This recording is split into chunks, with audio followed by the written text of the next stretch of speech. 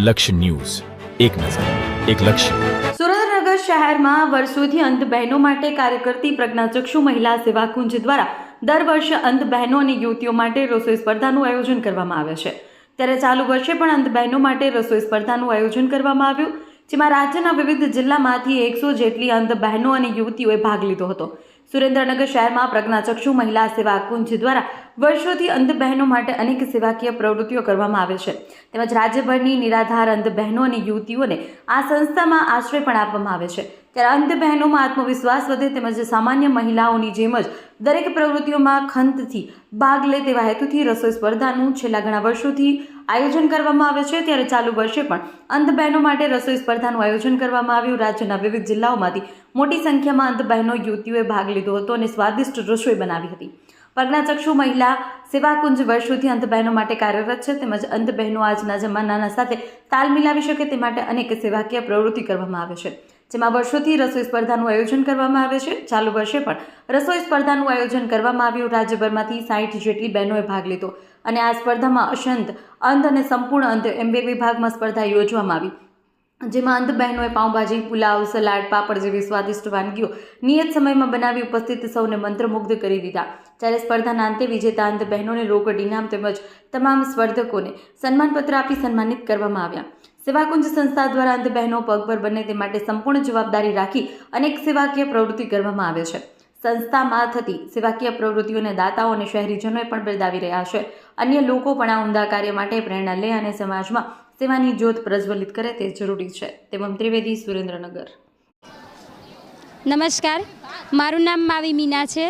સુરેન્દ્રનગર પ્રજ્ઞાચક્ષુ મહિલા સેવા કુંજમાં બ્લાઇન્ડ માટે કુકિંગ કોમ્પિટિશન દર વર્ષે આયોજાય છે, જેમાં હું 3 વર્ષથી સતત ભાગ લઈ રહી છું અને આ શીખવાથી અમને ખરેખર દુનિયાની સાથે સાથ ચાલવાનો ખરેખર એક સારો મોકો છે અને અમારે ક્યારે પણ કોઈની જરૂરત ન પડે એટલા માટે અમારા મંત્રીશ્રી આ સ્પર્ધાનું આયોજન કરે છે, જેનાથી અમને ઘણો બધો ફાયદો થાય છે। અમે જાતે અમારું જમવાનું અને બીજાનું પણ બનાવી શકીએ છીએ। Thank you. આજે પાઉંભાજી, પુલાવ અને પાપડ ને સલાડ 3 વર્ષથી બહુ જ સારું લાગે છે। એમ કે પહેલાં ખુદ પર યકીન નહોતો આવતો કે એક ગેસ ઉપર કેવી રીતે રસોઈ કરી શકાય, પણ હવે એમ એક વિશ્વાસ આવી ગયો છે કે હવે મને ગમે એ બનાવવાનું કહો ને તો હું આરામથી બનાવી લઉં છું। મારું નામ મુક્તાપી ડગલી છે। 1996માં 4 અંધ દીકરીઓથી શ્રી પ્રજ્ઞાચક્ષુ મહિલા સેવા કુંજ સુરેન્દ્રનગરની સ્થાપના અમે કરી અને આજે સુરેન્દ્રનગર, મોરબી, અમદાવાદ અને ઉમરગામ એમ આ સંસ્થાની 4 બ્રાન્ચ છે। 4 બ્રાન્ચમાં 800 જેટલા આખા ભારતમાંથી કોઈપણ જ્ઞાતિ જાતિના ભેદભાવ વગર દીકરા દીકરીઓ આવેલા છે અને તેમને રહેવું, જમવું, શિક્ષણ, મેડિકલ, વોકેશનલ ટ્રેનિંગ તમામ પ્રકારની સુવિધાઓ વિનામૂલ્યે પૂરી પાડવામાં આવે છે। આજે આ અંધ દીકરીઓની 16મી રસોઈ હરીફાઈ છે।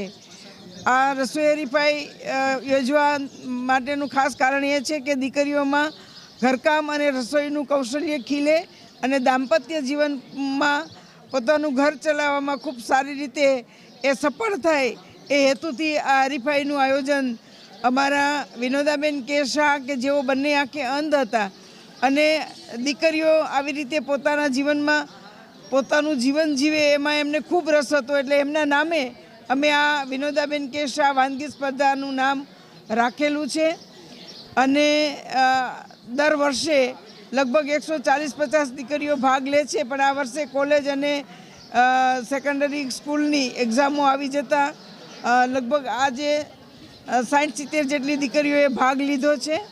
આજનું મેનુ છે પાઉં ભાજી, સલાડ, પાપડ અને પુલાવ।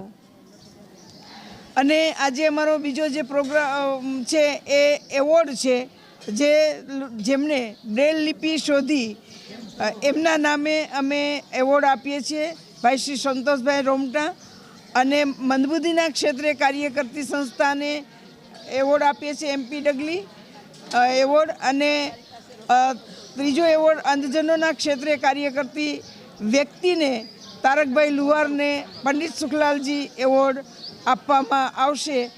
આજે આ બંને જે મારા કાર્યક્રમો છે અને ત્રીજું જે ઇનામ વિતરણ છે એ અત્યારે 11 વાગે આયોજિત કરવામાં આવશે. તો આજે આપના સુધી પહોંચાડવા માટે અમારા મીડિયાના જે ભાઈઓ છે એમને પણ હું હૃદયથી અભિનંદન આપું છું. ધન્યવાદ. નમસ્કાર, મારું નામ શેખવા ઇન્દુ છે. હું રાજકોટ શ્રી વીડી પારેખ અંધ મહિલા વિકાસ ગૃહમાંથી આવું છું અને આ સુરેન્દ્રનગર જે સંસ્થામાં રસોઈ કોમ્પિટિશનમાં હું પહેલી જ વાર આવી છું અને આમાં અત્યારે અમે પાઉંભાજી બનાવી છે અને ખૂબ જ આનંદ થયો. આનાથી અમારે જો ભવિષ્યમાં મેરેજ લાઈફ જીવવાની હોય, મેરેજ કરવાના હોય તો એ મેઇન વસ્તુ તો અત્યારે રસોઈની જ છે.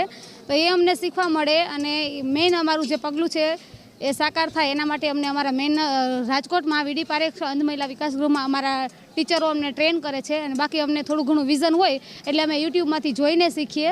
અને વેકેશનમાં ઘરે હોય ત્યારે ઘરે મમ્મી લોકો અમને શીખવાડે, મમ્મી, બેન, ભાભી એ બધા શીખવાડે. અને રસોઈ આમ જોઉં તો એક જીવન જરૂરી વસ્તુ પણ છે અને આમ એક જોતાં મારો શોખ પણ છે.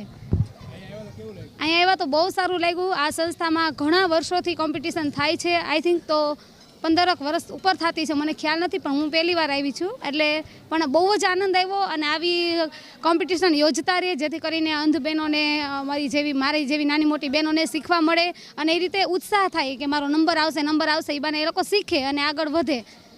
અને નવી દાળ ભાત રોટલીથી માંડીને હરીફાઈ હતી ત્યાં આજે અત્યારે આ પાઉંભાજી સુધી પહોંચી છે.